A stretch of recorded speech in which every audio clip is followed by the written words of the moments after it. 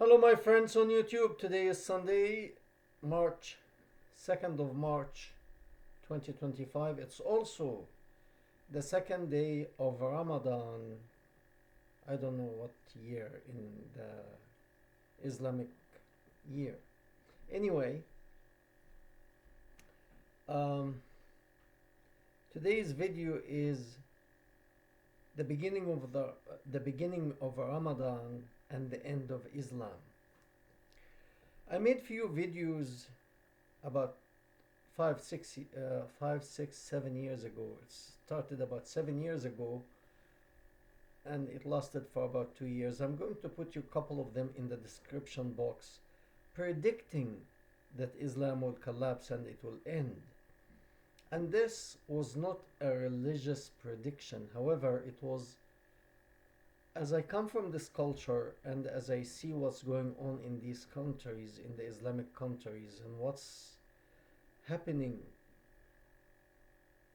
it reminded me of what happened in 1989 when the Soviet Union and the communist bloc collapsed.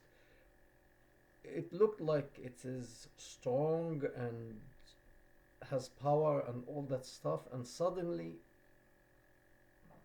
was flipped. The same situation about 7 years ago, it was apparent to me that Islam is on its way out. And probably many people in the comments, they laughed at me and they thought I'm crazy. But I don't take Islam from an emotional perspective as many Muslims do. And if you're a Muslim, you want your religion to continue, and not just continue, but you want it to flourish. If you're a Christian, you don't want Christianity to end, you want it to flourish. And if you are Jewish, and so on and so forth, no one is interested that his religion will cease to exist. But when you look at it from a logical perspective, Islam is dying. To me, the signs are very clear, and I say it as it is. However, to so many people, this sounds outrageous. Why am I making this video today? For those who don't know, and many probably don't know, Ramadan is the 1 month of fasting for Muslim people. What they do is they fast from sunrise until sunset. They don't eat or drink anything, and they don't have sexual intercourse during this time either. So it's a month of fasting, and it happened that people at this time, they meet with each other, they visit each other, and they prepare good food to break their fast. And it became tradition that they watch TV during breaking their fast and after that, and many people, they prepare TV programs exclusively for this time, and they prepare probably for more than 1 year to have like an episode for Ramadan to entertain people. The thing is, that's not new. Before that, it was just kind of like drama stuff. I don't watch that stuff, but anyway, people are interested in it. It is entertaining, and they watch that stuff, and that's it. But about 2 years ago, uh, they decided, the TV production, to make something from a historical perspective, which is about Islam. And for 2 years, Islamic government prevented this program to be aired. That program was produced in Saudi Arabia, the center of the coming of this ideology. And religious leaders, of course, Islamic, not Jewish or Christian or Buddhist, Islamic leaders were adamant to stop this from airing. Why?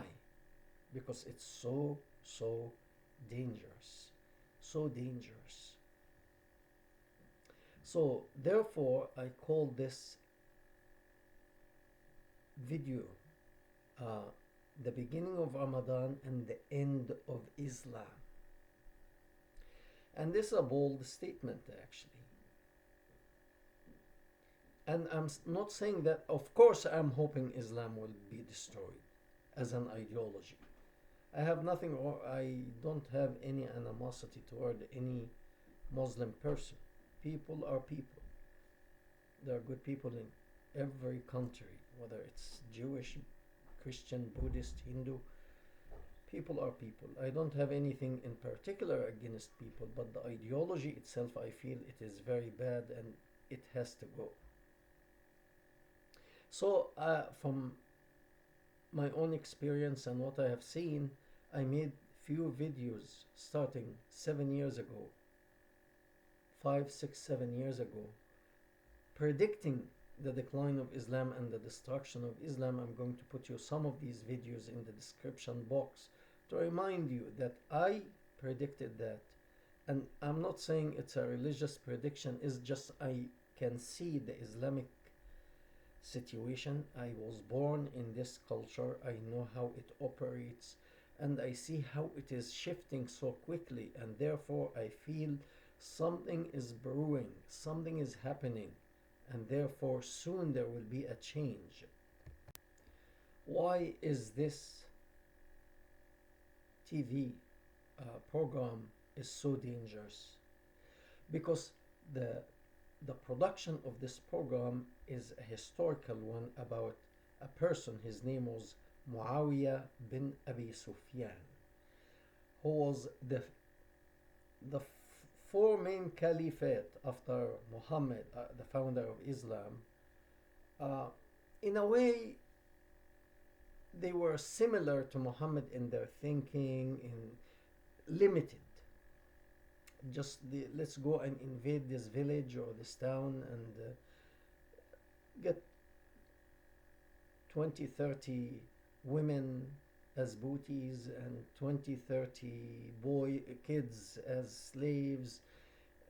No big vision, not a very big vision. Just going here to this village, to this town, conquer it and taking over, and that's it. And they are acting as gang. Some criminals running left and right, terrorizing people and stealing their money, taking their women, raping their women, and so on and so forth. But that fifth person, he is very interesting. This fifth, I'm going to put his name and you can actually read about him. This person, his father and mother were of the elite class in Arabia at this time. And his father didn't actually respect the founder of Islam. However, he was a businessman.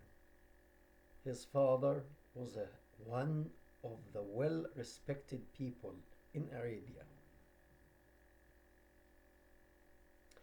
And his mother was, her family, one of the well-respected families in Arabia.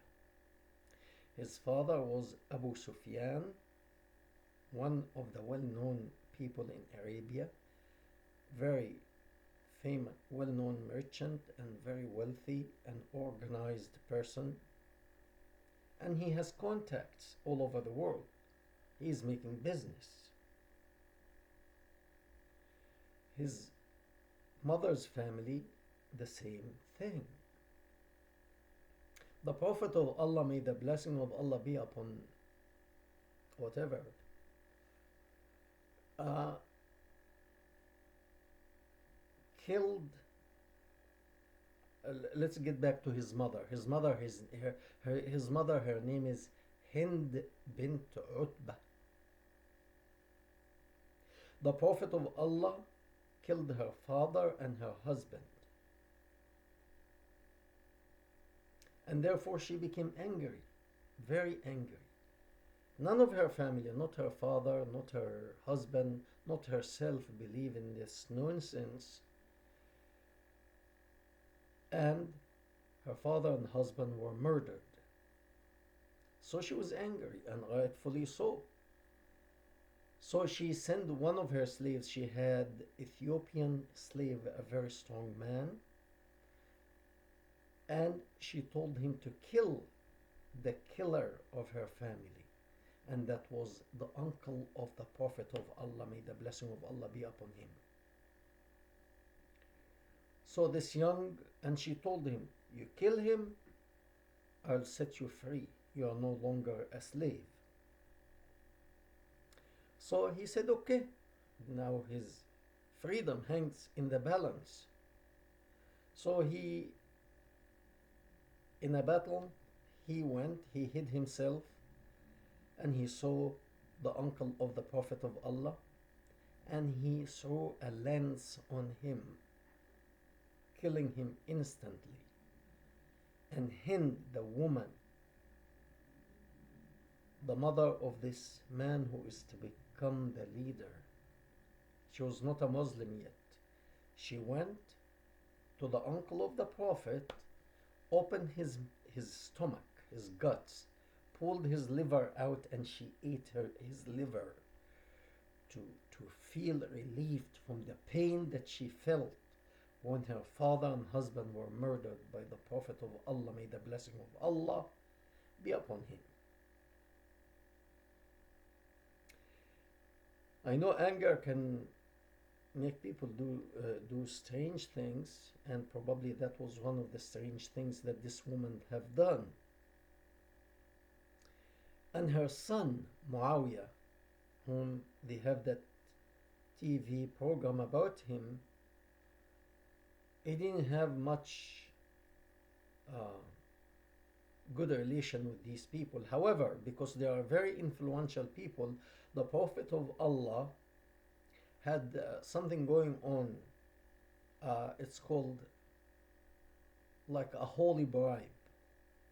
He will come to the influential people whom they look at him like, what are you? Who are you? From the booties that he makes, invading here and there, he would take a portion of these booties, and he will start giving it to these people. So let's say, for example, he comes to this family and give them 100 camel. Hey. Or give them 1,000 coin of gold, whatever. The booties he gets, it's free money. Why was he doing that? To gain their favor, so they become friends with him. So in a way, he was giving them this money. So okay, those who were killed. We cannot bring them back, whether it's the father, the husband, or the uncle of the Prophet. They are dead. Forget about that. Let's open a new page and do business together. So they started to do business. To this man, Muawiyah ibn Abi Sufyan, is business. His mother, it's business. So let's become Muslim. They became Muslim. Why they became Muslim? They became Muslim because there is a benefit. The Prophet of Allah also is gaining ground. He has a strong army now. And to lead this army, you can actually make more money, and you can have more influence. So that fifth caliphate The four were following the Prophet, didn't go too far. They actually slaughtered one another. They killed one another. And I believe even the Prophet himself was killed by one of them. So they murdered one another. And if the situation had stayed this way, they wouldn't, Islam wouldn't have gone very far. However, when they took this man with all his knowledge and all of his experience in business and his family business and his mother, her experience in business, they tell you that the Islam the freed women and give them the rights. This woman was a business owner, one of the wealthiest women in Arabia at this time. Khadija, the wife of the Prophet of Allah, may the blessing of Allah be upon him, she was a merchant woman and she was one of the wealthiest in Arabia. She didn't need, she was giving salary to the Prophet of Allah. She was feeding him. Okay? So, Islam liberated woman or women, you're joking. So, anyway, this woman is a very smart woman. Okay, now we can advance, make business on a higher level, and we have the army to protect, and you direct the army. So this man became a statesman and a very influential or very strong person with a vision and an army to lead these barbarians in a way, because they were a bunch of barbarians. Everyone wants to go one direction to make some money for himself.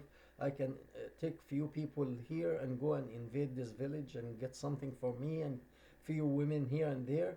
But this man united them together even more than the Prophet of Allah, may the blessing of Allah be upon him, and he created a state. So that was the situation, and why Muslim leaders did not want that to air, because it will expose everything. And you are talking about Ramadan, that's one full month, full 1 month.